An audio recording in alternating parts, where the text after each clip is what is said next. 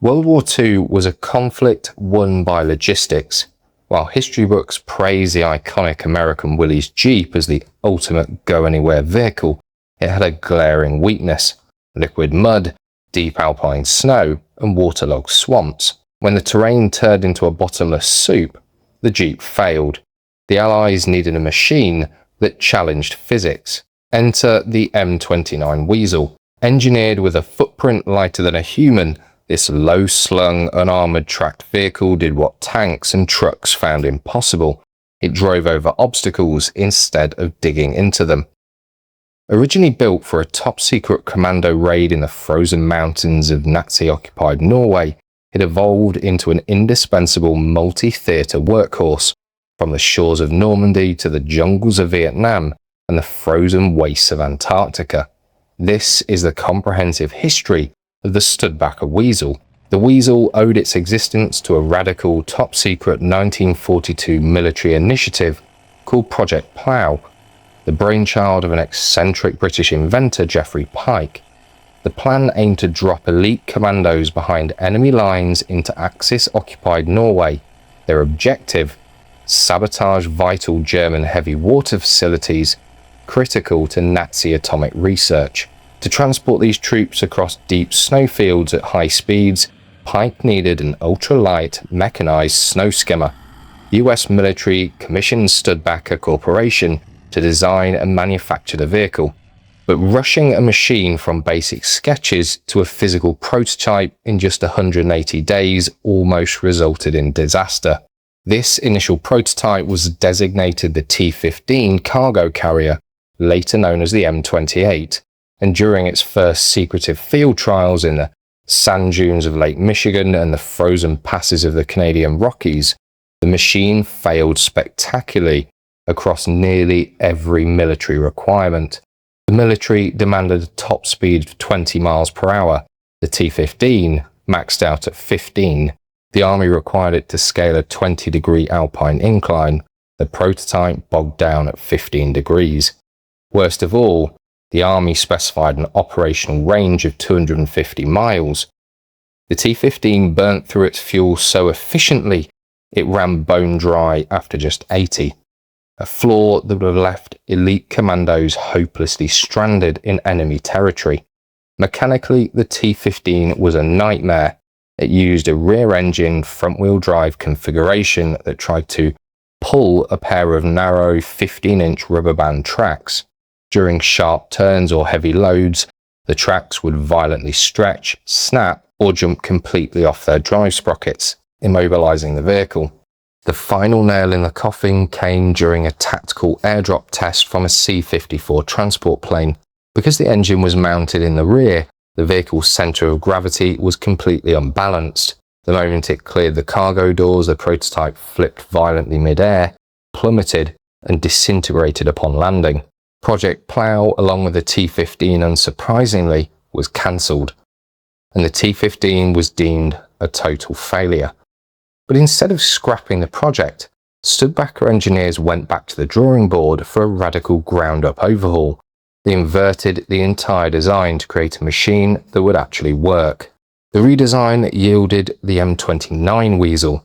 Unlike the rear-engined M28, the M29 shifted the engine to the front right, with the driver seated on the front left, freeing up the rear compartment for up to 3 passengers or 1,200 pounds of cargo. To simplify mass production, Studebaker bypassed specialized military power plants. Instead, they installed the Studebaker Model 6-170 Champion engine, the exact same 2.8-litre inline 6-cylinder petrol engine used in their standard civilian passenger cars.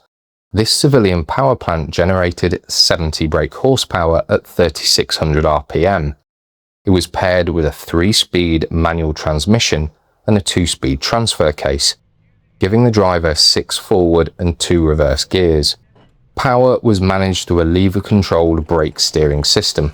Weighing just 2.02 metric tons fully loaded, the Weasel boasted a remarkable 34.6 brake horsepower per ton ratio.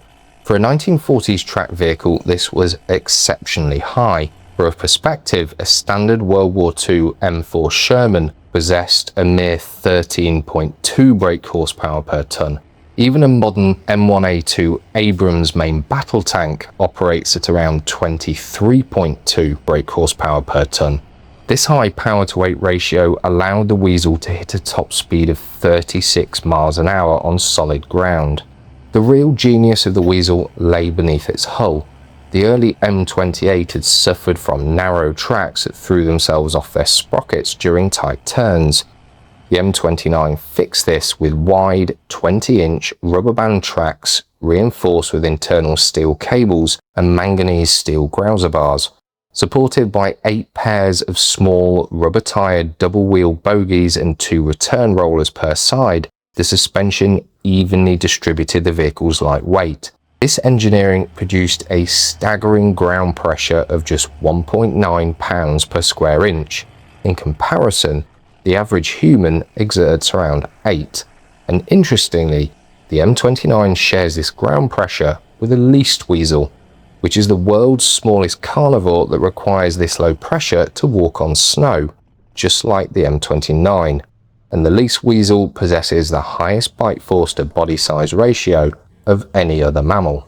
The M29 was so light on its toes it was able to drive directly over standard German anti-tank mines without detonating them. It effortlessly crossed mud, quicksand and deep snowdrifts where infantrymen would sink to their waists. To maintain this low weight, the Weasel featured no armour plating. The hull was formed from thin 1.5 to 3 mm sheet metal, predominantly welded to guarantee a watertight seal, with select components bolted or riveted. It offered almost no protection against small arms fire or shrapnel. It relied entirely on its agility and low profile to survive. While the basic M29 had a modest wading depth of 20 inches, engineers soon developed the M29C water Weasel. By welding large hollow buoyancy cells onto the bow and stern and adding twin rudders to the rear, they transformed the cargo carrier into a fully amphibious vehicle. The tracks themselves provided propulsion in water via their curved grouser bars. This triggered a fierce logistics rivalry with the Jeep. On paved roads, the Jeep was vastly preferred for its speed, simplicity and low maintenance. But during the rain-soaked autumn of 1944 in Europe and the muddy volcanic terrain of Okinawa, the Jeep routinely bottomed out.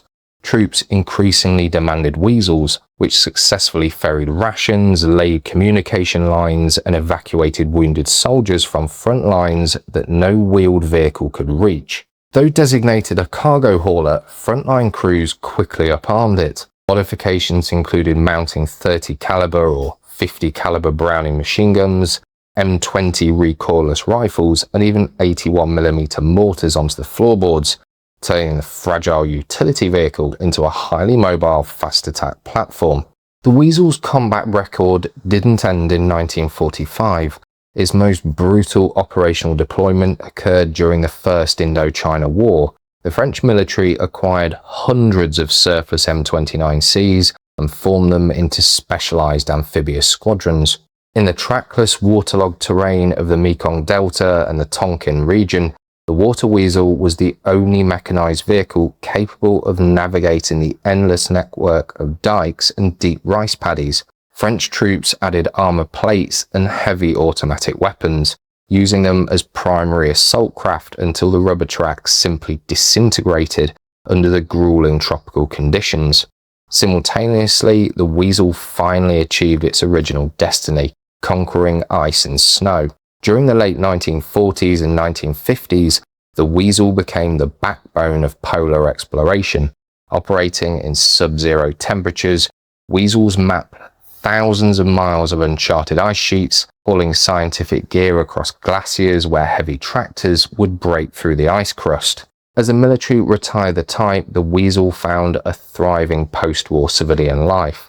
Because nothing else could conquer deep winter terrain, thousands of surplus units were bought by Canadian and American logging companies, utility providers servicing remote power lines, and early ski resorts to groomed snow slopes. Yet, the Weasel suffered from one fatal flaw that limited its longevity: its tracks. The innovative steel-reinforced rubber tracks were highly susceptible to wearing out quickly on hard rocky ground or paved highways. Because the tracks were a single continuous moulded piece rather than individual links, a single tear often meant the entire track had to be scrapped.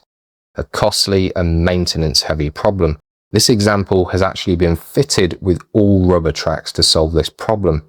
Over 15,000 Weasels were produced by Studebaker during World War II. Today, it remains largely forgotten by mainstream history, eclipsed by louder engines of heavy tanks and the global fame of the Jeep.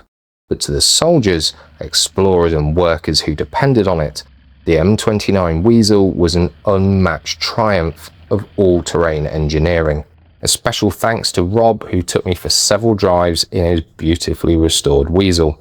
If you enjoyed this deep dive into forgotten military history, hit the like button, subscribe to the channel, and let me know in the comments below, would you take a Jeep or a Weasel into the backcountry? Thanks for watching, and we'll see you in the next video.